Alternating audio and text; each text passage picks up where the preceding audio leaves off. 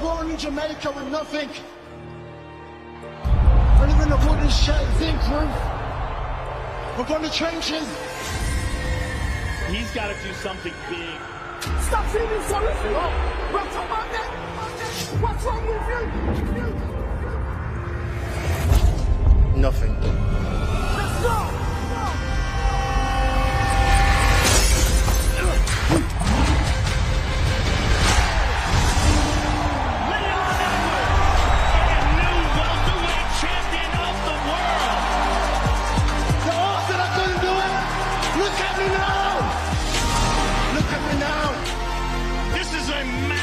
Fight.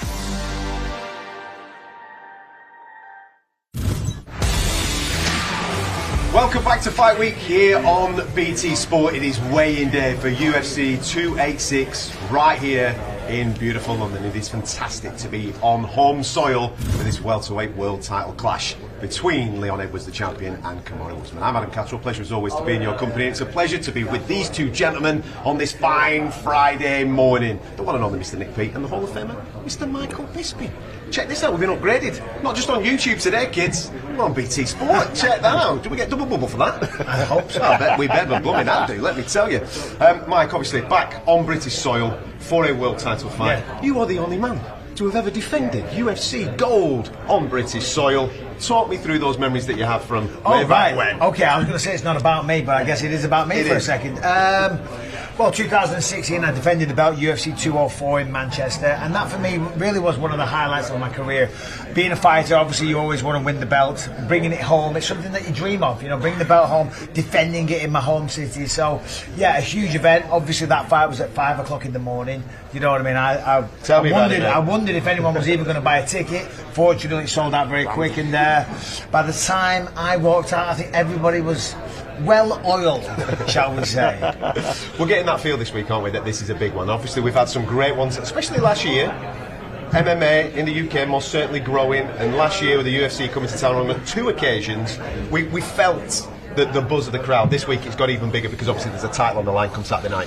Yeah, I think we're really going to sample it later on today at the ceremonial weigh-ins as well, where the crowd can really get in big numbers to see Leon. But yesterday at the final press conference, you know, massive support for Leon Edwards, huge chanting. We described it ourselves as a bit more of a football type crowd, really tribal. And I think that's what the Americans, that's why when they came last year, we had Tom Aspinall in March, we had an incredible show last March, that's why the UFC came back so soon after, because there's nowhere quite like the UK when it comes to noise, fan participation. They'll let themselves know on Saturday night. And supporting their own as well. Yeah, exactly. You know what I mean? That's what Americans don't do. It's unusual, isn't it? Well, that's because it's pretty much an American sport. There's Americans competing in the UFC every weekend. When there's English people competing in the UFC, and when there's an English champion, it all gets stepped up a notch. I mean, the crowd this week is going to be absolutely phenomenal. Can't wait for it. Well, there's your main card. That gets underway from 9 p.m. on BT Sport Box Office. For further information of how you can purchase this, head to bt.com/sport box office. Marvin Vittori and Roman Leeds are getting us underway at 9 o'clock. Then, of course, Jennifer Mayer taking on Casey O'Neill. Big fight for Casey O'Neill. A lot of hype in and around her against the former title challenger. You've got Gunny Nelson there taking on Brian Barberena. That's a last-minute matchup. And then that co-main that everybody seems to be talking about this week between Justin Gaethje and Rafael Fiziev. And then there it is, the cherry on top of the cake, the world title clash between Leon Edwards and Kamaru Usman. And that's where we'll start the show today, shall we? We'll get stuck into that title fight. Mike, stylistically, these guys have seen each other on 2 separate occasions. They've had 8 rounds in the cage. Obviously, everybody sees the viral moment from Salt Lake City, but they seem to be so well matched up. Yeah, absolutely, and that's because, you know, they do know each other well. They have done almost 8 rounds with one another. I think when you look at Kamaru Usman, you know, obviously he had such a great career, defended the belt 5 times, you know, and he feels that was just like a little blip. He feels it was just one mistake cost him his belt, and he's here to prove everybody wrong. But as we see here from Leon Edwards, the man, it wasn't a fluke, you know. He won the first round, he was competitive in 2, 3, 4, even though he lost them, and then he finished the job in the 5th round with something just truly spectacular, and that's what he's looking to deliver, and he keeps reminding Kamaru about it. I loved it at the press conference, you know, when he said, what's your excuse for losing those 3 rounds? And he said, well, what's the excuse for getting kicked in the head? You know, so it's starting to heat up, starting to get a little personal, and tempers are starting to fray. Yeah, you know, I think with any trilogy, you kind of get sick of the sight of one another. And these guys, they have seen each other for an awful lot of time, and they've done 3 entire fight camps thinking about nobody but each other. So I think they both want to try and get this trilogy done and out the way on Saturday night as well. But as you say, you know, well matched. Kamaru on the feet has massively improved over the years. Leon's ground game, of course, his wrestling game has massively improved over the years, certainly from the first fight. And they are incredibly well matched. Obviously, there's advantages one way and the other, and both of them will try and impose their leading skill set come Saturday night. But never forget, the overriding factor above everything is what is the last thing that happened the last time they fought, and that was shin to dome. Well, that's it exactly, because Leon's kind of counting on that. He's counting on Kamaru not being the same guy. I asked Kamaru about that, and he said, look, listen, he said, an ordinary person, maybe that would affect them getting knocked out in the last fight, but I'm not normal.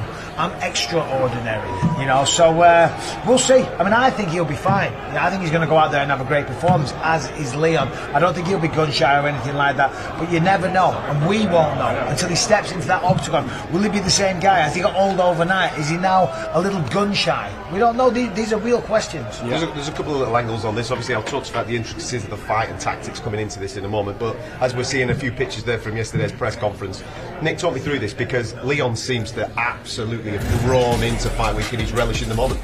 Yeah, 100%. You know, and this is Leon Edwards that, you know, has never been comfortable around media before. But, you know, when you look at these guys, let's have a quick look at the Taylor tape and you match them up. You know, Kamaru is a couple of years older, and even though, you know, Leon's had 1 extra fight, very similar fighting records, similar number of finishers as well. But you've got to can't forget away from the fact that Kamaru had many years grinding on the wrestling mat, and that has taken his toll on his body. So even though he's 35 years of age and he's had the same number of fights, he's an older fighter than Leon in terms of what his body has gone through. So I think that's a factor, and that's something that Leon is gambling. You'd always gamble on the fact that, is the fighter just over the hill? Has the body just started to break down? We've seen it in the heavyweight division with Cain Velasquez. He looked like the greatest heavyweight of all time, and then one day he was done. One day his body broke down. It's the wrestling. It's the wrestling. It's so hard on the body. Most of my injuries come from wrestling. My son's a wrestler and he's having all kinds of surgeries left, right and centre. It is just so tough on the body. I was telling you, I saw some Instagram thing the other day. Joe Rogan was talking about Kamaru Usman, and apparently if he's walking along a pavement and there's some grass, he walks on the grass because it's softer and there's less impact than on the concrete, and that's how bad his knees are, you know. So which Kamaru is going to show up? Is it a new one? Is it reinvigorated? Is he hungry? Is he thirsty? Does he want to be the champion again? Or is it just a guy that's showing up, maybe will have one more fight, get another payday, and then go off into the sunset? We don't know. Tactically, neither men really have to change much, do they? They have their game plan for each guy. 100%. Listen, Kamaru was just going to do what he did last time. I think for Kamaru, though, listen, he was getting carried away with the striking. He knocked out Jorge Masvidal. What a stunning punch that was. Then he was talking about boxing Canelo Alvarez, you know. And I think because of that, he kind of got carried away with the excitement and his own ability in the striking department. When it comes to wrestling, of course, he's the better guy. He can mix it up better than Leon. He can mix it up better than most people. But Leon Edwards is far superior on the feet, and he's getting only better all the time. Some of the some of the footage that I saw this month of Leon in training camp, I mean, the combinations, he's so fast and unbalanced and poised, he's looking deadly. Yeah, and he snaps the power in as well, and add in the fact that his confidence is on a completely different level now. You know, he felt like a stranger out in Salt Lake City. He felt like he had to go through the storm more than most to get a title opportunity. He felt like the UFC was against him, the world's against him, and okay, we're tossing you the bone out in Utah. Good luck with that kind of thing, you know, with altitude and everything else. But he's come through it, and his confidence from there is right. Okay, now I'm the guy, now I'm the champion, and I'll dictate where it's going. And he has dictated. We're here in London. He's defending his belt.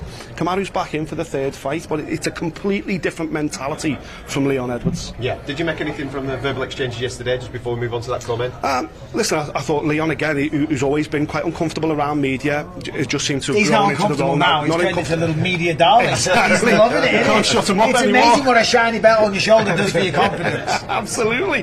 But he embraced it, and it was good to see the real Leon come out on the microphone. He was chatting with everybody else, interacting with Kamaru. He was even going backwards and forwards with the fans out in the audience as well. That's great to see. I thought they both had some good moments. There was a couple of times I was watching it, and like there was 1 or 2 lines from Leon that really annoyed Kamaru. You can see it on the face, and the problem is, because I've been up there on stage, and you're trying to pretend that what they're saying isn't bothering you. And there was a couple of times from things that Kamaru said, I could see on Leon's face, he wanted to smack him in the face, you know what I mean? And likewise for Leon. So they both had some good moments, you know, but hey, they're going to fight tomorrow The night. talking's done. The talking's done. Of course, listen, we've got some big moments ahead of us. At around about 5 minutes from now, the boys and girls of UFC 286 are going to hit those scales, and fingers crossed everything's on point for that world title fight. Once all that's done, the rest and relaxation for Leon and Kamaru, both coming into this fight with different mentalities, let's say, as opposed to what we saw at Salt Lake City. From a Leon point of view, defending on home soil, nothing can prepare you for when that curtain comes back, the music kicks in and away you go, and there's 20,000 people just purely here for you. 100%, because the last time he was here was 2019, taking on Gunnar Nelson, mid-card,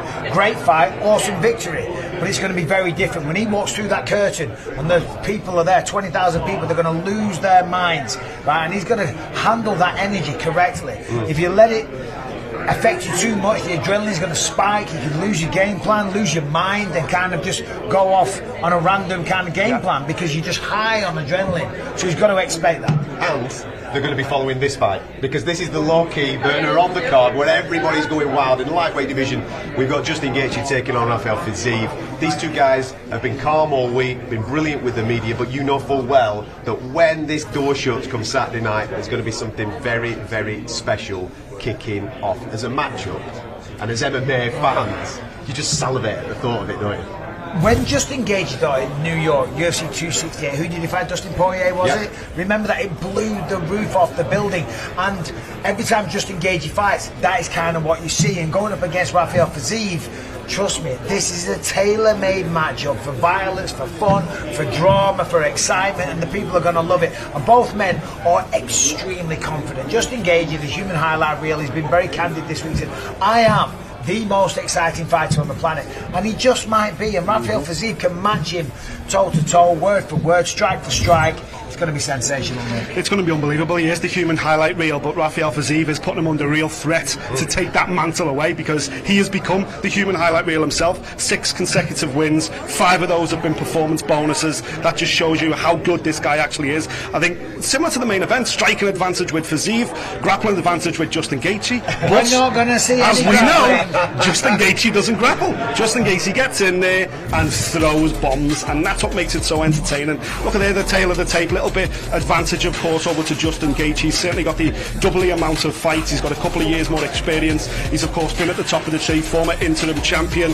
But don't come away from Fiziev may be inexperienced, but in terms of sheer talent, this guy's had over 300 Thai boxing fights out in Thailand. The guy is a killer. Yeah, that's what he said. He said 25-30 fights for Justin Gaethje. He said very matter-of-factly, he wasn't trying to talk trash or anything. He just said it's not enough. That is not enough to compete with me. But of course, it's mixed martial arts, and the old, you know, the narrative is, will Justin Gaethje wrestle? And I asked him yesterday, and he's like, well, of course, if I have to, I will. But most of the time, I don't have to. But I do always have that in my back pocket. Yeah, listen, from our point of view as fans, we don't want him to wrestle because it would be a sensational fight. But he must be incredibly frustrating as a coach, because you know that he's got all these things in the arsenal, and he just goes, nah, come on, man. We're playing for the fans. Well, that's what I talked about, because he's obviously training with Trevor Whitman and Kamaru Usman, right, out in Colorado. Yeah. They're going through this together. They've flown here together. They're living in an Airbnb together. They're going through this whole journey together. Kamaru Usman is a tremendous wrestler. So is Justin Gaethje. I said to him, I said, come on, be honest. Trevor Whitman and Kamaru must both be like, dude,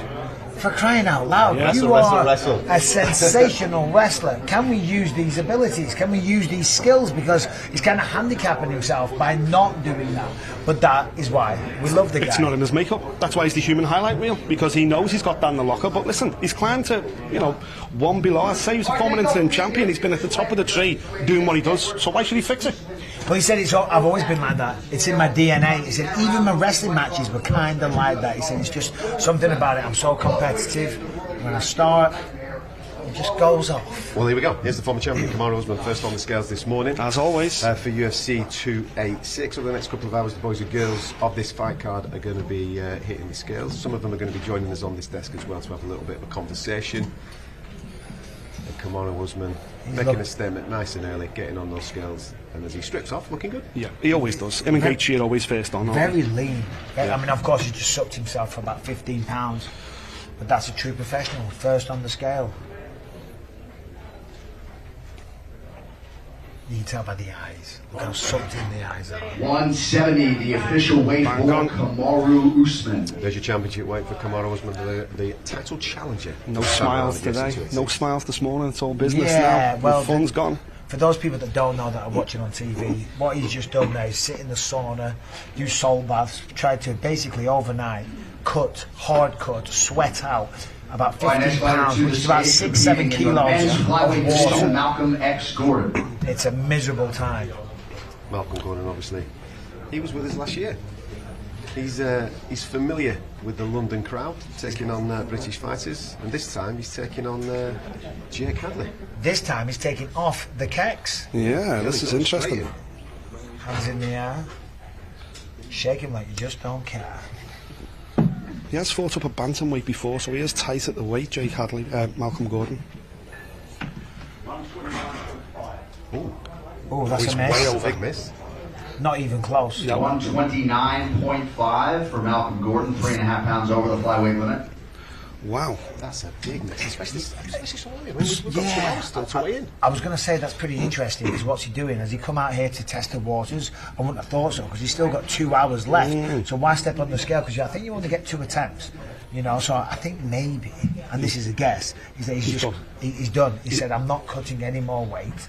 This is where I'm at. I will take the consequences. Find me 20%, whatever it is. But I'm rehydrating now. Yeah. I'm done. Yeah. And statistically, I think something like 70% of fighters that miss weight go on to win the fight because it gives them an advantage. Stats, baby. Yeah. Stats. The fact that he would have weighed in backstage on a very similar scale, he knew that he was over. I think he knew. It was more in hope, get the towel out in hope that I might be able to get close to the weight. Well, at least he didn't do a Hamza. What was it, 8 pounds? It was something like that, and then he just like laughed and mugged everyone Next off. fighter to the scale, former world title challenger in the UFC women's flyweight division, the 8th ranked contender Jennifer Maia. Now this is a big fight. I'm really interested in this, obviously, as John Anik just announced. Jennifer Maia, former world title challenger, taking on Casey O'Neill. A lot of hype in and around Casey O'Neill, Nick, especially in this division where Erin Blanchfield has made a bit of a statement. This is an opportunity for Casey in front of the British fans to really pump her shot towards a title. Yeah, absolutely. But listen, Jennifer Maia's played this role before. You know, if you remember, she stepped in and took on Jojo Calderwood when Jojo was the #1 contender in this flyweight division, and she got the victory and she ended up getting the title opportunity. So she's certainly not here to be anyone's springboard, certainly not Casey O'Neill's springboard. And let's remember that this division now has just been blown wide open. Correct. Championship Championship weight as Because well. Alexa Grasso just defeated Valentina Shevchenko, and that gives everyone like a new lease of life. Like, hold on a minute. Yeah. I couldn't beat Shevchenko, but I can beat Alexa Grasso. So there's a lot more to fight for now.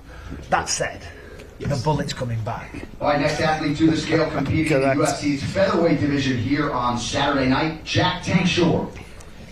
Now this is an interesting one. Jack making the move up in weight. Last time out didn't necessarily go his way, but now one of the best talents. I think he's a fair assessment of Jack in British MMA. Looking forward to seeing what he's doing up at 145. He's very, very talented, extremely skilled. 146, the official weight for Jack Shore. 146. We were used to seeing him at 135. Look absolutely dead on the scales. He looks a little bit fleshy there. He looks happy. And he said to me, the last month of fight camp when I was at bantamweight was just about cutting weight. It was just about restricting my diet. It wasn't about focusing on the fight itself. He believes he's going to have a new lease of life at featherweight. Problem is, when you're winning, you don't want to change weight. He said it took the loss for me to go, I knew I need to move on. And you know, and his style, obviously he employs a lot of wrestling. Correct. Last time out against Ricky Simone, a very good wrestler, an American wrestler, and of course with the weight kind of caught him, you know, and he ended up getting, I think it was it a guillotine? He got subbed, yeah. Yeah, he got submitted. Anyway. Talk to me about the mentality of Lerone here, because obviously he's known that he's been on the card for ages. He was training for Nathaniel Wood. Nathaniel sadly got injured and that fight fell off. And he's only got an opponent in the last week. But he's here and he's got a fight in front of British fans for the first time in the UFC. For the first time. You know, this is a guy based out of Manchester, but his entire UFC career so far has been out in Abu Dhabi. But he's called the Miracle Man for a reason. You know, the guy got shot in the face a couple of times when he was a kid, survived that. Last year, got hit out riding his bike by a car, ended up in a coma, nearly lost his life again. Believes he's here from divine intervention. So with Lerone, I don't think it's about who he's fighting next or who the next opponent is. It's just about Lerone chasing his destiny, really, and I believe he's going to be a future title contender. Yeah. He's a young man coming off Dana White's Contender Series. Obviously, he's gone about it the hard way, Sam, hasn't he? You know what I mean? Into Europe, various different franchises that he's been competing on, but he got his opportunity on Dana White's Contender Series, absolutely snapped it, and again, now finds himself in the UFC, making his debut in front of British fans, Mike. Yeah, he got the submission in round 2 on the Contender Series. 155.5, the official weight for Sam Patterson. A bit of a tough opening round, but that's the way it goes. Obviously, it's a big moment when you're on the Contender Series. Dana White is sitting right there, just a few feet away from you. He's holding the keys to the universe, if you will, if you're a mixed martial artist. So he said he was feeling the pressure a little bit, but once he settled down in round 2, went to work with a series of chokes and eventually got the sub. Flyweight contender Mohamed Mokaev. Oh, this is interesting. Mo's already got he's asked for the curtain, Mohamed Mokaev. I'll tell you what. I was talking to Jake Hadley yesterday. Yeah. These two have been going at each other, Mohamed and Jake, all week long. They don't like each other from the IMAF days, apparently. Right. Nick, I'm sure you can educate everyone about the IMAF. Yeah, absolutely. But yeah, the beef's always been there, of course. They're both in the same weight division, they're both from the same country, so there's always going to be that rivalry there. But I'm concerned here for Mo because he struggled to make the weight last time we saw him as well. But he's not the biggest guy, his future is flyweight, so he really needs to get it under control.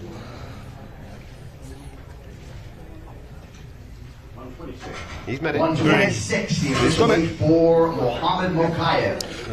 When it comes to talent, though, Mike, that kid has got it all. I know you little dig there about IMAF, but he's a 3-time world champion in amateurs, and now he's coming to the pro. He's backed by the royal family out in Bahrain. He's got every training partner you could ever wish for. He's in Thailand, he's in Manchester, he's in America, he's here, there, and everywhere. He really is a little sponge. Oh, absolutely. He's a little superstar as well, because when you talk to the guy, he's electric and he's got a great personality to go with all the skills that he clearly has. But he's got a great personality. He's got star quality, essentially, is what I'm trying to say. And he's still chipping away at the lower level guys, if you will, the entry level guys, but he's still got designs on being the youngest champion in the UFC. And last year, obviously, he set UFC London on fire because he kicked off the card last year, didn't he, with that sensational finish within 1 minute. Brian Bam Bam Barmarena, just about to hit the scales. He's come in as a last-minute replacement for D-Rod, who fell off this particular fight with Gunnar Nelson. Wonderful opportunity for him to get himself a signature win, because Gunnar's one of those vets that really pushes you forward in the rankings. Well, Barbarena, he always brings it. He's such a fun fighter to watch. If you haven't seen this guy fight, don't miss it, because he is sensational. Very fun to watch. Going up against Gunnar Nelson, it's kind of a clash of styles. Barbarena's kind of a brawler. Gunnar Nelson's like a very highly skilled jiu-jitsu fighter. Kicking off the pay-per-view tomorrow night, Roman Dolidze. What an opportunity for Roman Dolidze, who's been brilliant in his last couple of fights, taking on a very familiar name with British fight fans, Marvin Vettori.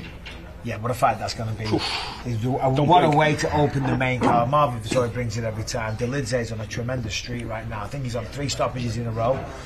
Great jiu-jitsu, heavy hands. He's kind of a brutish fighter. Do you know what this guy does during the day? Go on. He's a baker. 186. Seriously? He has a baker. He's a baker. He has a baker. A baker rig. Do you mean a baker rig? A baker rig. I'll bloody smack him over the head with a bloody microphone in a minute. He's got one of them bakish.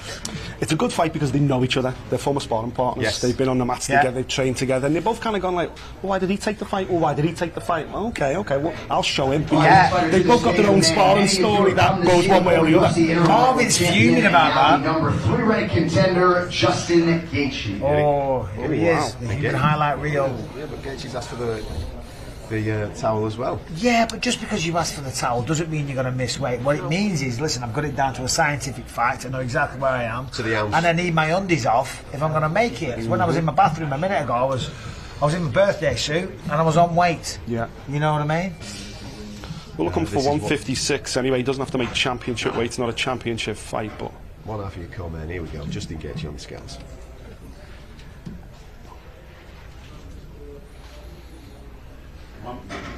And he's in it. 156, the official weight for Justin Gaethje. The more I think about that fight, the more I won't be able to sleep tonight. It should come with an 18 certificate. It's going to be something very, very special, that between Justin Gaethje and Rafael Fiziev. Still waiting for Leon Edwards, just in case you're just joining the show. First man on the scale this morning was Kamaru Usman, the former champ. He's done, dusted, and back rehydrating. Just waiting for Leon Edwards to hit the scale so therefore we can confirm that we've got a world title fight on our on our hands All tomorrow right, night next here on fighter to Beater the Sport Box scale, Office. competing in the UFC's middleweight division and set for his UFC debut on Saturday, CLD Christian Leroy Duncan. Right, Nick. This is a guy lyrical I'm about this kid. excited about because this guy, his amateur credentials, his highlight reel as a pro, are just absolutely sensational. He spoke to the media this week. He had us all eating out the palm of his hand. He's got everything needed to become a superstar. This could be the guy that lights up the show and really gets the party started. Undefeated professionally, 7-0. 5 knockouts, but 5 sensational knockouts. I mean, if you watch the tape on this guy, some of the knockouts he's delivered and the timing of the shots, like there was one guy, it was the only shot he threw, it was a spinning wheel kick, which is a very hard kick to Our next land. athlete to weigh in this morning, competing in the lightweight division, Ludovic Klein. And he took his time, and when it was time, he threw it, landed it perfectly, knocked the guy out. Yeah. I mean, the man is a tremendous athlete. It's that Taekwondo background. He started out in Taekwondo and he's got that element there, but he was also, for a time, professional basketball player as well, so he knows what it takes to become.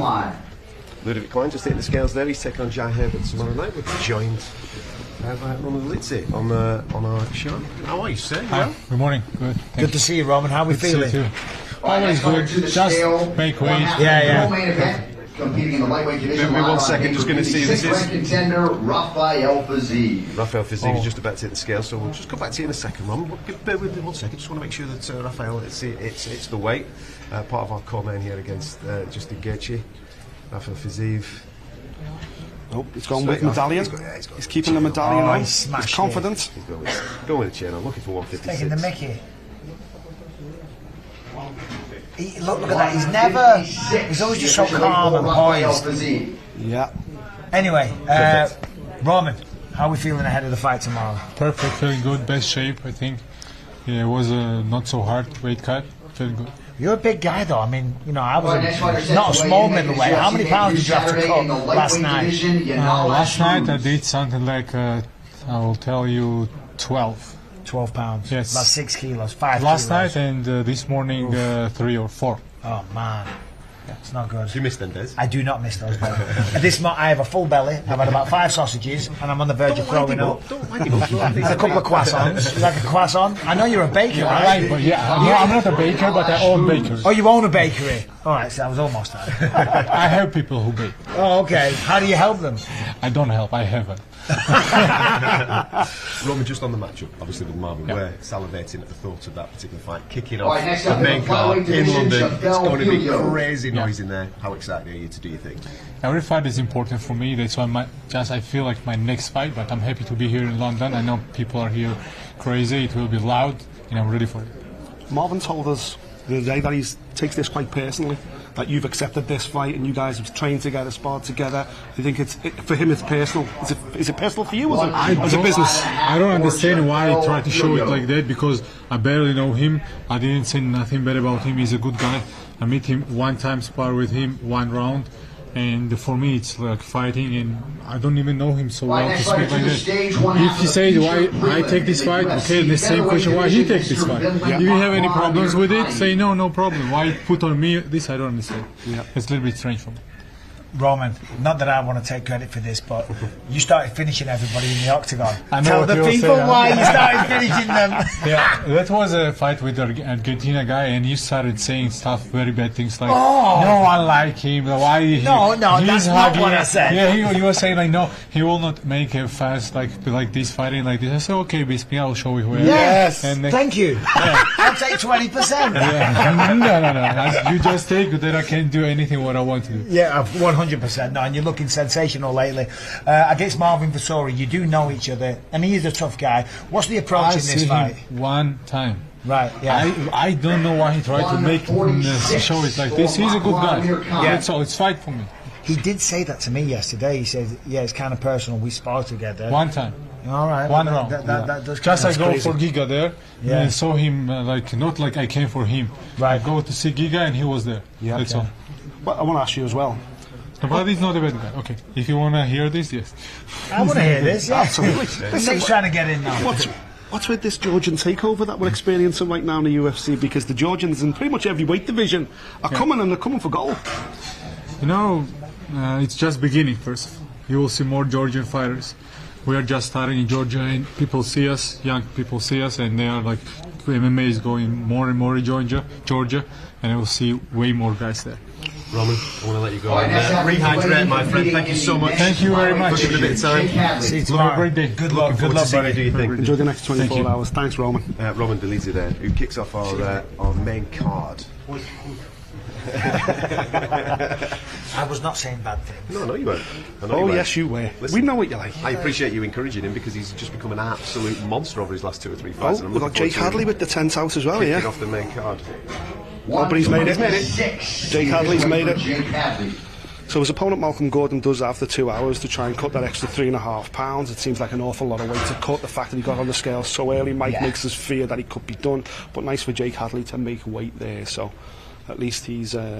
And you know, there's an interesting storyline because Malcolm Gordon was the last opponent of Mohammed Makaev. That's right. Makaev and Jake Hadley have been going at it all week. Yeah. So Jake wants to go out there and beat Malcolm in a more impressive fashion than what Mohammed did, just to like kind of stir the pot and throw it in his face. And he said he's going to. They do not like each other. Security has been having to keep them away from each other all week. So a little bit of drama with those. Well, those little guys. There's always drama. The little Napoleon complex types. You know what I mean? You know, they're always barking at your ankles, There's aren't they? always drama with Mo Mokaev. Just give him a little flick. Get out of it. Go on. Every single event Mo Mokaev's been at, there's always beef with someone who isn't his opponent. That's just the way the kid is. Yeah, these two have been getting at it in the fighter hotel throughout the course of the week. They crossed paths in the elevator. I think it was on Tuesday. All right, next fighter to weigh in, the 12th ranked UFC women's flyweight contender competing live on pay-per-view, Casey O'Neill. Excited to see Casey O'Neill fight this weekend. This is a wonderful opportunity. Like we said at the top of the show, obviously with a change of champion, there's a little bit of new life being breathed into the division. And this is one young lady that there's a lot of hype around, a lot of attention on her this weekend. Can she make a step? Yeah, Erin Branchfield made a statement, didn't she, against Molly McCann. She's put herself in a pole position now. And of course, Casey O'Neill, 25 years of age, she's looking to do something else, something similar. But, you know, Scottish born, raised in Australia, trains in Thailand, trains in Las Vegas, no stone unturned in her pursuit of becoming the best mixed martial artist she can. In the UFC's middleweight division, Duško Todorovic. Shall we bring a guest in? Oh, absolutely. Let's do Let's it. bring a guest in. Come on, Ron Murphy. Get round here, son. We want to get you in into the show. How you doing, guys? I'm doing great, man. Best cut of my life. Yeah. Really? Talk us through it, mate. Talk us through the last 24 hours. I thought it might be difficult because I've not made the weight for like 17 months, is it? Mm-hmm. But everything went to plan, man. It went well. Woke up this morning like 68 key, maybe 2 key. Seemed like you've done it quite comfortably. Yeah. I mean, look at the life of him. He's ready to rock it. You're ready to go now, aren't you? Feel good, man. I'm dying to get back in there. So throughout this training camp, you didn't have an opponent in mind. So what was the approach? Just become the best version of yourself that you can be. That's all you can do. I just trained, just done all facets of MMA. Worked on myself really, but it's a bit hard when you've not got somebody in mind to just push to them deep waters. For those people that don't know, he's taken on Gabriel Santos. He's an undefeated guy, the champion from a regional promotion in the States. 126, the official weight for JoJo. Have you managed to watch some tape of him, and how do you assess him? I've watched a few fights. His last few fights, he's only fought 7 weeks ago, so Well, that's good. I've seen recent tape. He's not watched tape on me for over a year, so I feel like my game's got better. He's a good striker, very technical jiu-jitsu, comes forward, likes to fight, so I feel like it's a good matchup for me. Since you signed with the UFC, obviously you debuted in Abu Dhabi, then you fought every fight you've had in Abu Dhabi, but we've been banging the drum every time. When are we going to see? I know exactly, getting residency. We've been banging the drum on this show, saying when are we going to get Will Rowan in the UK so we can show him off to the UK fans and go, look at this guy that we've got coming through in the featherweight division. How excited are you to finally get out there in front of 20,000 Brits and do your thing? It's a dream come true, man. It's a dream come true. Been waiting for this day since I signed with the UFC. I got signed in 2019.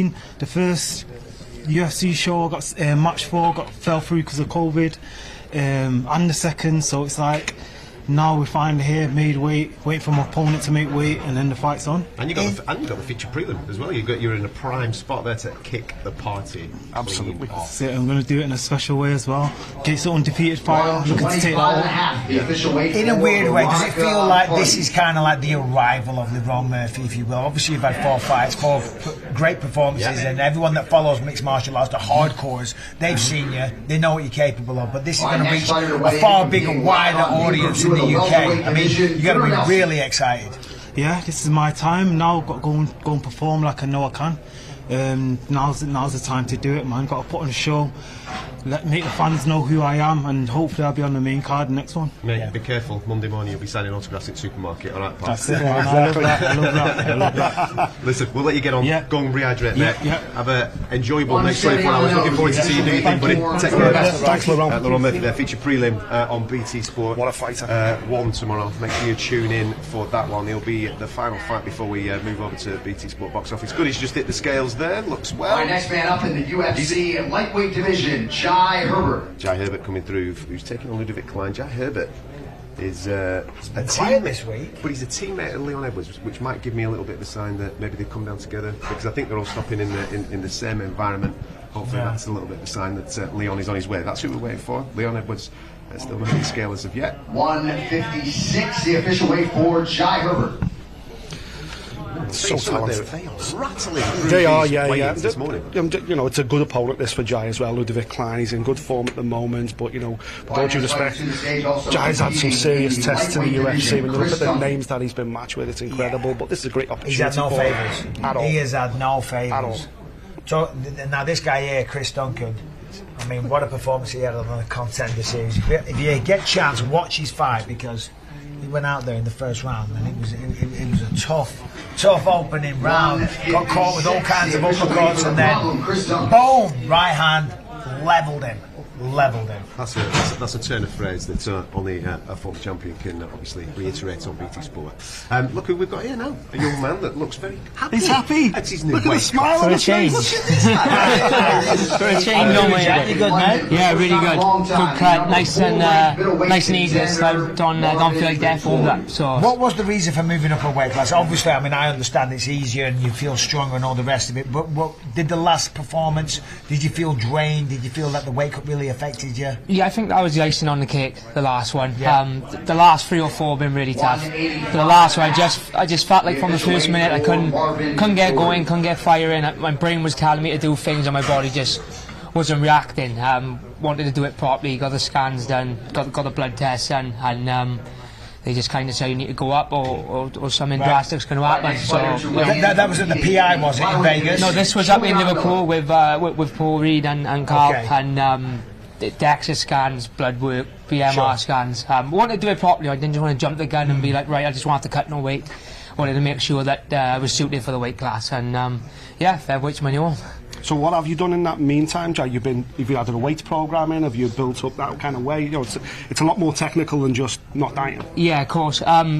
Before Christmas, or from August to December, I had a good strength program with Paul Reed, my S&C coach. Made sure that I put on some lean muscle, bit of extra mass, so that when I could go into fight camp, then I could really dial it in and not focus so much on the weight cut, but still have that exercise that when I do move up, I'll have the strength and the physicality to deal with the featherweights like I did at bantamweight as well. Yeah. Mate, and what an exciting division, especially not just domestically, but on the worldwide scene too. 145 is kind of where it's at. Yeah, I mean, come out of one Shark Tank straight into another. So hey, that's the UFC. Yeah, welcome to the UFC. Yeah, that's what we know we signed up for. So you know, I don't expect any easy fights, and got a tough one on Saturday, but I'm sure it's the sign of things to come. Well, I was going to say, talk to me about the opponent, because I mean, your wrestling stands out. You're a fantastic wrestler. I'm sure you've heard me say you're like a Welsh George St. Pierre. Going up against Makwan Amikani, he utilises a lot of wrestling. So how do you think this fight's going to play out? I think he's definitely going to come to wrestle. I think if it turns into an out-and-out striking match, then you know, there's only one way that goes. I definitely expect him to shoot, especially if I get firing early. Like I said, I feel like with this weight class, I can start fast and I can go hard for 3 5-minute rounds. If I start landing and establish that range early, I expect him to shoot quite early on. But I'm confident in my wrestling. You know, I got good training partners who've we've trained very specific for him. Then there's a lot of things he does well, but there's a lot of things I feel he falters on as well, even in the wrestling and the grappling. And I'm very confident in my grappling and my wrestling, and I think if I can drag him deep and get him tired, then I think the Welsh wrestling will come out on top, and the Welsh jiu-jitsu will come out on top as well. Welsh jiu-jitsu, love it. How many coach loads of fans are coming down, mate? It's not easy when you're in it. It is noisy. There's a couple of 100 coming. I think I sorted about 60 or 70, and then there's a couple hundred more that got tickets as well. So there'll be plenty of Welsh flags in there. There you go. Obviously, we're going to be checking you out on BT Sport tomorrow. Jack, go and rehydrate, mate. Go and enjoy the rest of your day. We're looking forward to seeing you do your thing. All of best days. We will enjoy your dad's spaghetti bolognese. Yes, exactly. Let me know, Rich, if there's a plate going. There you go. Bit of spaghetti bolognese. Absolutely. Listen, we're going to swap Jack out. We're going to bring in Casey O'Neill. This is fantastic. Come on through, Casey. Great stuff. Excited to see you do your thing in London. How excited are you to be here on this card with an opportunity as well to make a real statement in this division with a change right at the top with a new champion? Yeah, I mean, it's amazing. It's amazing to be back first and foremost, but fighting on this side of the world for the first time ever feels like a homecoming of sorts, I guess. So I'm just excited to go out there and make it all worth it. And what a card to be a part of, you know what I mean? Leon bringing the belt back, defending it here. You got a great fight against Jennifer Maia. Just let me interrupt you for 1 second, because Colby Covington is weighing in as a backup fighter for the main event. I heard about this. I wasn't sure if it was real, but he's here. He's going to be on weight. We have. Well, at the end of the day, Leon hasn't yet made weight, so here's Colby Covington. He needs to hit 170 to be officially classed as a backup for the main event. I was going to mention that earlier, but I thought it might just be a rumour. But fair play, it's not an easy thing to do when you're not guaranteed to fight. 170 championship weight for Colby Covington. Wow. So there you go. Interesting. Colby's in the house. He's weighed in. We're still waiting for the champion, Leon Edwards. Kamaru Usman weighed in first this morning. So at the moment, either way, we're getting a trilogy. Either way, we're getting a trilogy in some way, shape, or form. Mike, sorry to go ahead. You were Casey, on to Casey. how are we feeling? I feel great, much better now that I've had some stuff to drink and everything. But yeah, it was pretty easy cut and everything. Great camp, and yeah. Obviously with Shevchenko losing recently, do you see that as kind of opening up the division?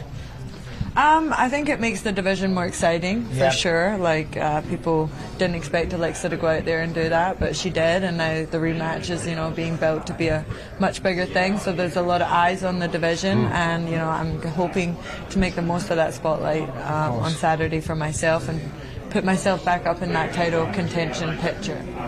Erin Blanchfield made a bit of a statement in this weight division recently. There's a lot of talk about yourself and her being the future of this weight division. You feeling a little bit of pressure that, you're on the main card, it's a pay-per-view event, that you've got to turn up and, really make a bit of a statement yourself? No, because I always show up on fight day, so I don't ever feel like a little bit of extra pressure, but I think my pressure comes in like a training sense. I push myself to the limit in training, but once I step on the scales and weigh in and, get to fight day, all the nerves really go for me. Like, that's when I feel the most, at peace and at home, and I know that I'm ready. I know that I've done like really hard rounds in the gym, and yeah, whatever happens, happens. What are you thinking, ring walk? Are we going to get some kind of Tartan army, rallying the Scots? I've got a really good walkout song, and you guys are going to love it, but I'll keep it a secret for now. Okay. Talk to me about the matchup. What are you expecting from Jennifer? She's a good, strong grappler. Is that the approach you're expecting from her? No, because I'm a good, strong grappler, so I think she's going to be scared to go to the ground with me, but I think that I'm better everywhere, and the stats even prove that as well, so I'm not sure what her game plan's going to be. I think she might try and hold me against the fence, similar to a couple of fights that she's had in the past, but yeah, she's going to try, and she's going to find out. She's going to find out. Listen, we can't wait for it, Casey. Listen, enjoy the rest of your day. Perfect. How do you spend the next 24 hours? Are you in solitude? Do you like to be around people? What do you do? Yeah, I keep my team around. I got like my dad's here, my sister's here. Familiar faces. Everyone's around, so yeah, good day today. Fantastic. Well, you go and enjoy that, and we're looking forward to see you do your thing tomorrow night. Take care. Casey O'Neill there. She's taking on. It's a phenomenal fight, and as you boys have just pointed out there, the repercussions from that fight for the rest of the division could be absolutely massive if she takes on former title challenger. Colby Covington's here. Yes, he is. He's in. I'm looking over. No, he's not here. He's in the building. He just weighed in. All right, okay. Discuss, because that's big. Because I'll tell you what is interesting. Neither Leon or Kamaru are aware of that, because it was a question that was thrown towards them at the press conference yesterday, and Correct. neither of them actually knew the answer that Colby They Covington both was said, weighing don't in. know. Is that true? That they literally had What no a idea, swerve which ball makes that that would so be. interesting. You know, if you're Leon Edwards and you're the champion of your world and it's your first defence, and you think you're taking on Kamaru Usman, and then the last minute they go, no. The number 2 contender turns up. You're like, Colby's here. You're fighting him instead. But the weird thing is, right now, because Leon hasn't gone the scales yet, we've got Kamaru, Colby 3 right now. Yes. You know, listen, obviously I'm incredibly confident, of course, Leon will make weight. I don't think there's any issue there. But it's just an interesting dynamic right now. It's a bit of a curveball from the UFC. It's, you know, I'm sure people on social media are going absolutely berserk right now because Colby was a secret. You know, we talked about it last night between ourselves, but it was a rumour. No one knew for sure until we've just seen him on the scales. That's big. That's big, isn't it? So let's be honest. No, it is big because, like, it's big, but it's not necessary. It's not going to mean anything. No. Because Leon's going to show up like a professional and he's going to make weight. So Colby came here not to fight, but he came here as a backup, right? Yeah. Which is exactly what it is. But he's not going to fight because Leon's a professional. But it does speak volumes about the character of Colby Covington. Yeah. I say it all the time. It is so hard to come here and train and do a weight cut for a fight that isn't guaranteed and is probably 99.9% not going to happen. You know what I mean? But it shows such mental toughness. And it does also push him to the front of the line. Of course. To take on the winner. Sure, because you've said to the UFC, I'm ready. I'm that guy. Yeah. I'm dependable. Hey, listen, put me up next. Put me in, coach, because I'm here, I'm ready, and I'm willing. Yeah. For those that are just tuning in, obviously we're losing our minds a little bit because a fighter that has just weighed in wasn't on our list of people to weigh in. That is Colby Covington. He hit the scales. Here's Brock Lesnar.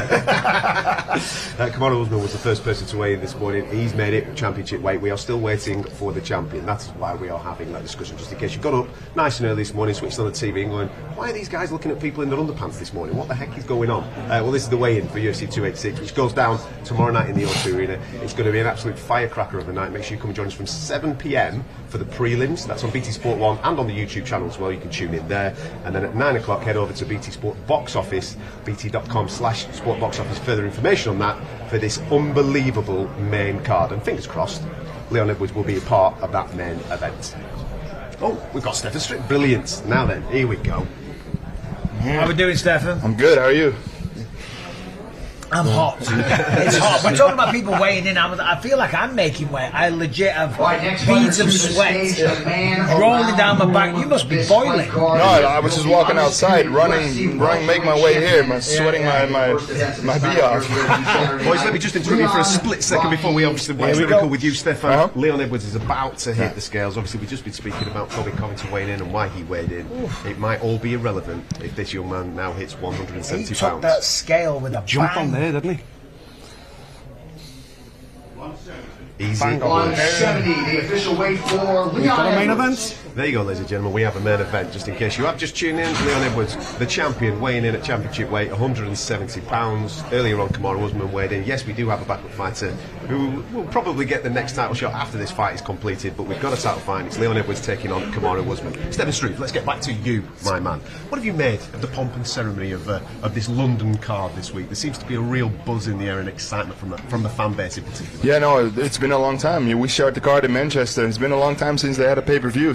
And they also didn't have, let the fighters fight middle of the night. We fought at like 5 a.m. So this is really nice. So no, it's great. Yeah, and Leon Edwards just looked amazing. He looked really fit. Barely faced by the weight cut. When you look at Leon and Kamaru, obviously Kamaru's the wrestler. Leon's got better striking, but can we get a little prediction, or how do you think this one plays out? I'm really curious. Of course, we all know that Kamaru wants to fight at the fence.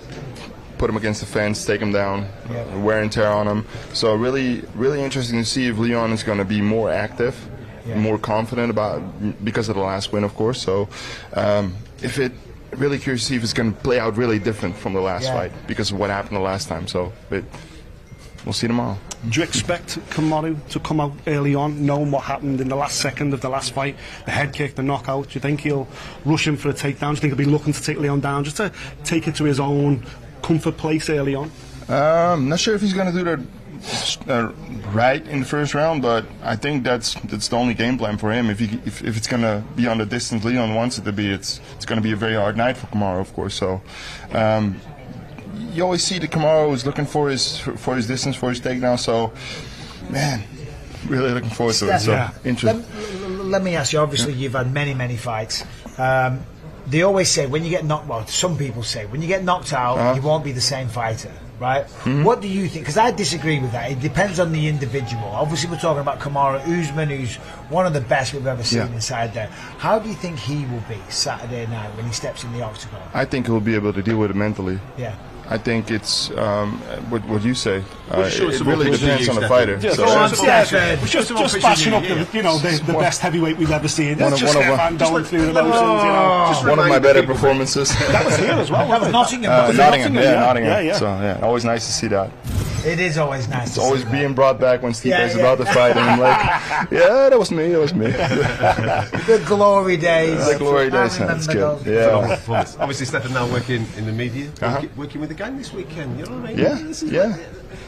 Doing the backstage stuff, doing the interviews with the fighters, Paul's fight as well. Because that's always an interesting dynamic. Speaking to those that win, relatively straightforward, but speaking to those that haven't been so successful too. I don't really think we do those anymore. I think we let them, enjoy the peace and quiet. But it's always fun and it's good. So for the fighters like it, they see me backstage. They see a fellow fighter who knows what it feels like to be in there, and it so far so good. So yeah, it's fun. Yeah. Good man. Listen, we've got Crystal wanted to come join us on the show, so I will let you get on, Stefan. Thanks very much. All the best, Stefan. Good to see you, mate. For jumping on, my man. Thank you, sir. Good man. If we could bring in, come on, my man. You don't have to stand on ceremony, mate. Don't be shy. This is a very fluid programme, mate. Good, thank you. Good, mate. Yeah, good. Thanks. How's yourself? Very well indeed. Listen, good. We're looking forward to you getting in that cage come Saturday night, mate, because we're being told that there's a couple of shadowbangs coming down from up north that are going to be making some noise. Up from Scotland, bonny Scotland. Absolutely, mate. How excited are you, obviously, to be getting a fight on British soil as well? Oh, it's fantastic to get to see all my fans, all my family come. My daughter's coming as well, which is massive. I'm just looking forward to showing the world as well. People forget this is the world stage, and I'm just going to showcase my skills and show that I'm pretty damn dangerous in there, as Michael's seen before in the Contender Series.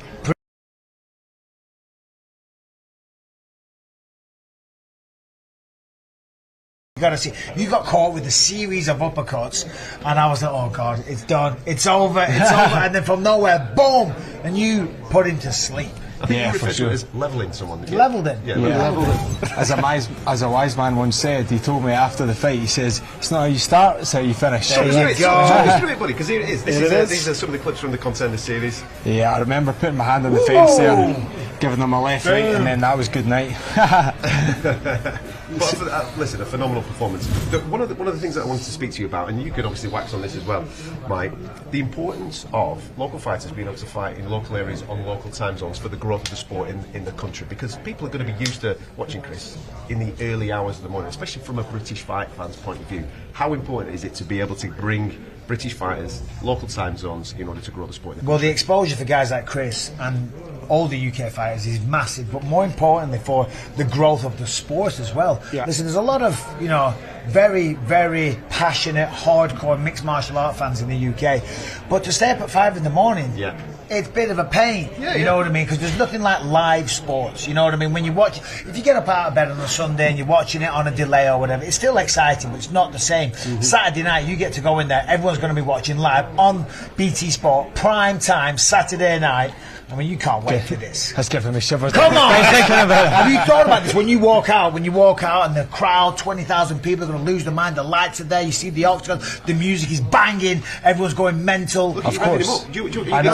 That is what I'm trying to do. Whoa, 24 hours early. I know. Get the guy's going to be chewing nails outside. I know. Morales has come in now. He has a replacement opponent. It was originally supposed to be Figlak. Did that affect your game plan in any way? Did you have to kind of turn up the script and get a load of new tape in, or are you not that type of fighter? No, I just concentrate on myself for sure.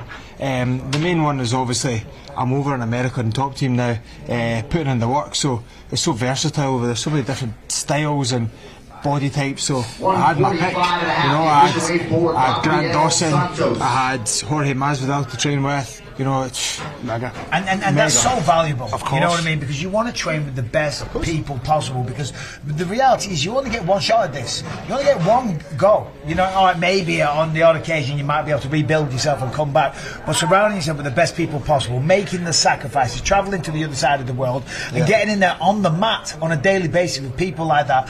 Not only is it good for you, but it proves to you mentally that you can hang and you belong here. Oh, yeah, for sure. Yeah, when I first went for my first Contender Series fight, a little bit imposter syndrome. Yeah. I start sparring with top 10 welterweights, and I'm like, yeah, I'm supposed to be here. So the UFC's my home, and it will be for the rest of my career. Listen, after that speech from Mike, I can tell that we're going to get something special tomorrow night. Absolutely. There's going to be some fire. I promise you. I promise you. What is the prediction with this guy, Morales? Knockout or submission. I need to finish. It's on home soil. It's all about stealing the show, isn't it? And do you think that when the referee says fight, are you just going to go right at this guy? No. You're going to be strategic, take your time, see what he gives you? Take my time. Yeah. Take my time. Got 15 minutes in there. I rush it too much usually, as you've seen before. Some errors. But that's hard though. It's hard when it's 20,000 going berserk. I was going to say, you were at the Apex with about 7 people there. Yeah. It's going to be a little bit different on Saturday night. You sounded like 1,000 folk. I do get loud. Yeah. Listen, Chris, go and enjoy the rehydration, Thank my you. man. And we're looking forward to seeing you do your thing. You too, nice to meet you guys. Thank you. All the best, mate. Take care, Thank buddy. you. Take care. There you go, Chris Duncan. Make sure you check him out because he is explosive. You'll be... don't blink when he's in the octagon, that's all I'll say. The good news is, just in case you are just joining us on BT Sport 1 and the YouTube channel this morning for the 286 weigh-ins here in London, is that we do have a championship fight. First man on the scales this morning was Kamaru Usman. He hit 170. And about 30 minutes after that, Leon Edwards came through as the champion, hitting 170 as well. So the title fight is done. We've got a co-made 2, where Justin Gaethje and Rafael Fiziev came through 2. And I might have missed a couple, but I'm looking down and I think are we waiting for 1 or 2? Is that what we're doing? I have no he's put it on his idea. screen. I'll tell you what, look at this, right? We've got a good production team here, I'm telling you now. We are waiting for Luana Carolina. That is it. That's it. That's the only person that we are waiting for. Look at you. You're thinking about you're going to be in the breakfast for 10 o'clock, aren't you? That's what They're you're still thinking serving breakfast downstairs. Come on. Little mimosa. That's a bit early. That's a little bit early. It's breakfast. There was a statement there read out by John while we were chatting away about Malcolm Gordon. Malcolm Gordon, who weighed in, he was second on the scales. In fact, he was 3.5 pounds overweight. They've read out a statement saying he will not be returning to the scales. As you said, Mike, to weigh in so early and to be so off it kind of means he's done. Kind of means he wasn't going to go away and cut any more weight, and it's been confirmed now as well. Yeah, and there's going to be repercussions for that. I mean, 3.5 pounds, that's a lot. And then to be so adamant and say, no, that's it, I'm done.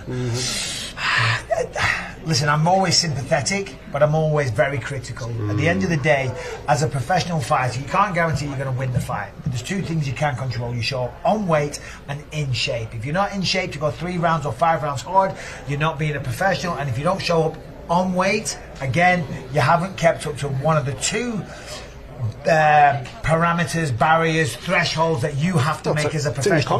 It's in your contract. It's in your contract. That's your job. That is what you're here to do. That's what you're getting paid for. And I have limited sympathy for any excuses, to be honest. Yeah, and listen, I have a little issue with the 3.5 pounds as well. If it's a half pound, maybe a pound, that's missing weight. 3.5 pound, that's failing to make weight. There's a difference. Yeah. Because his opponent will have pushed himself to the absolute limit. Correct. We saw that with Jay, didn't we? Because he needed the title to get on the scale, so he's absolutely waxed it right to the limit. To the stage, our final fighter to weigh in this morning. Look, you're getting excited now, final fighter. Look at this. I'm off back to bed. I've had about 17 coffees though, so I'm rattling away all night. Come on, Luana, let's go. Here she is, Luana Carolina. Obviously familiar with fight fans here in the UK. She was in London last year. It's going to be interesting to see how she reacts, because the last time she was here, obviously she was on the receiving end of a spinning elbow. Correct. One of Molly McCann's 2 spinning elbow victories from last year. One of the that, knockouts, one of the best knockouts of the year, of course. Molly! Luana comes back here taking on Jojo Calderwood, who's in, or Jojo Wood, I should say, sorry, who's in a very different stage of her career. It was only 12, 18 months ago Jojo's been talking about as a title contender, and now she's basically fighting to keep her career alive, Mike. And for Carolina coming into this one, last time against Molly, Molly's a fan favourite, everybody loves her.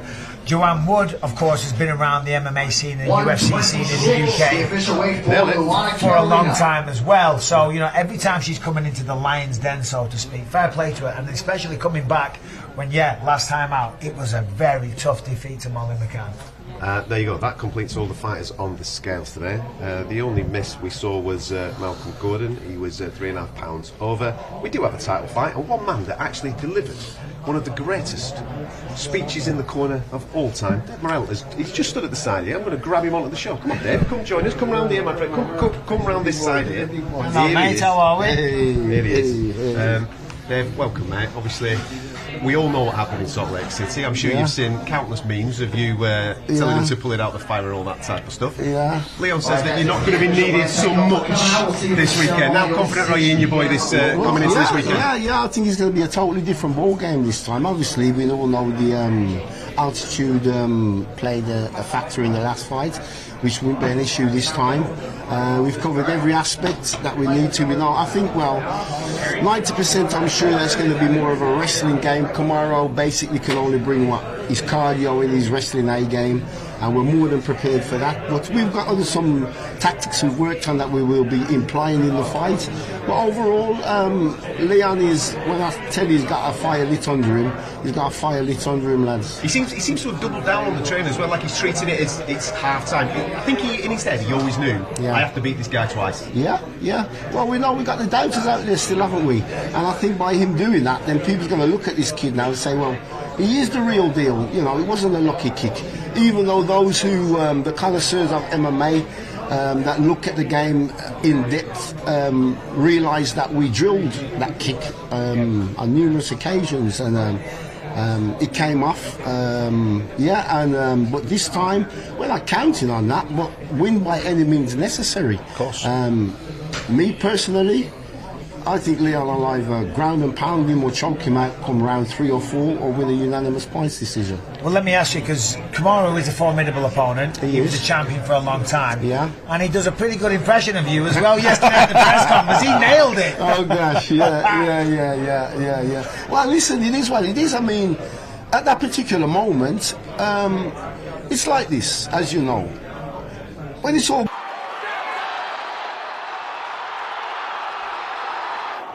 Well, this is when a coach is, steps up. He steps up to what he needs to do. And with no disrespect to all my team colleagues, I'm the elder of the clan and been around the fight game for a very long time.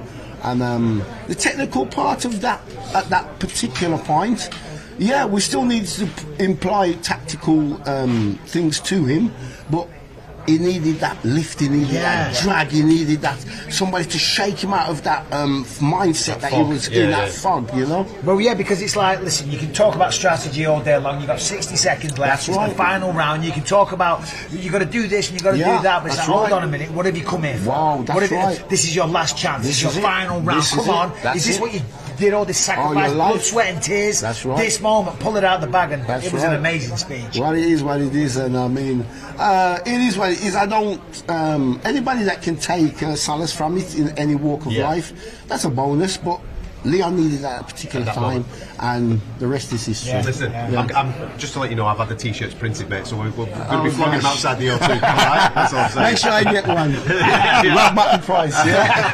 One thing I want to ask you, David, and that's because when you've got a fighter as hungry as Leon, that has gone through what Leon went through just to finally get that belt wrapped around his waist, there can be a sense of achievement, there can be a sense of, I'm here now, I've done it, I've achieved my goal. Okay, wow, it's took me, my entire career was about winning it. I've won it now. That's right. You can step off, you can step up. How has Leon reacted to becoming champion of the world? Well, his character and his personality hasn't changed. It's just that now, I think him winning it's no doubt Mr. Bisping will know it. It gives you that extra, I've done it, I'm here. Now I've got to prove to the world that it wasn't just a one-hit wonder. I'm the real deal, and I've seen a fire under Leon. I am telling you now, lads, I haven't seen since I've known this kid. And I think through winning this title, I've seen the desire for him to get there and win it through the years. But him winning it now, it's like... solidifies belief, doesn't it? It does.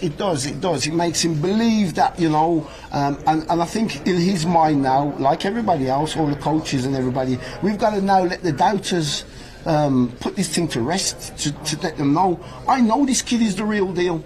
I've watched this kid train along with the other coaches, and I know his heart, I know